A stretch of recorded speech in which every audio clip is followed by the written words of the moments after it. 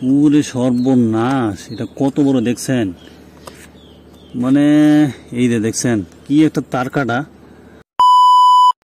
Guys হচ্ছে পুরো একটা বিপদে পড়ে গেছি।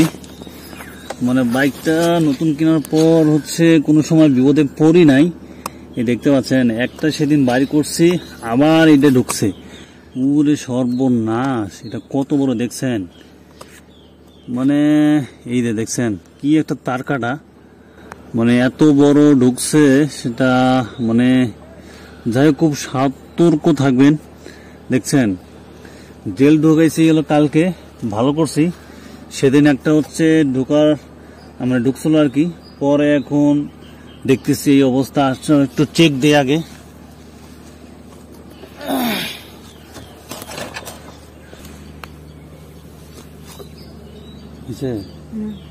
তো গাইস হচ্ছে এখন চেক দিচ্ছে আবার। কারণটা হচ্ছে যে আমার সেই দিন পরশু দিন মানে 3-4 দিন আগে যেখানে একটা তার কাটা ঢুকছিল সেটা হচ্ছে স্টার।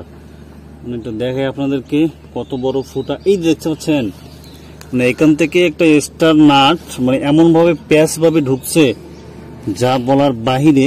মানে ভেতর পর্যন্ত আর কি গেছে, ব্যাকা হয়। যাই হোক আল্লাহ বাঁচাইছে, হাওয়া বাইর হয় নাই। মানে একটু বাইরে ছিল, কমে গেছিল প্রায় 20%, যেহেতু আমার গাড়ি জেল ছিল না। আর আজকে আবার একটা খেয়াল করলাম, মনে হচ্ছে এটা মেবি আগে ঢুকছে।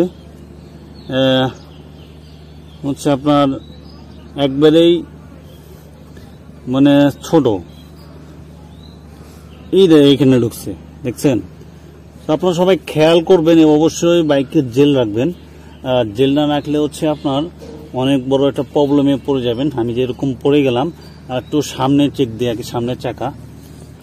এখন হচ্ছে সামনের চাকাটা একটু দেখাই। কারণটা হচ্ছে যে অনেক সময় অজান্তে থাকতে পারে। এই দেখছেন আমি কিন্তু কয়দিন ধরে চেক দিব করে দেওয়ার সময় পাই না। দেখছেন কপাল ভালো, একবার পাথর ঢুকছে টায়ারের মধ্যে। দেখছেন তাজ্জব কাহিনী। এই টায়ারে কি নর্মাল না কি এটা জানি না সঠিক। এইখানে দেখি এখানে হচ্ছে পাথর ঢুকতেছে, মানে ফাইডে যাচ্ছে। এটা কি কারণে সঠিক জানি না। মানে খুচরা যেগুলো হচ্ছে যে লোহা বা শক্ত পাথরগুলো ঢুকে যাচ্ছে। আসলে এগুলো আপনার একটু মাঝে মাঝে চেক দিবেন, না দিলে কি হবে যে একটা বড় ধরনের অ্যাক্সিডেন্ট, দুর্ঘটনা ঘটতে পারে। কারণ হচ্ছে যদি লিক থাকে কোনো জায়গায় গেলে বিপদে পড়ে যাবেন।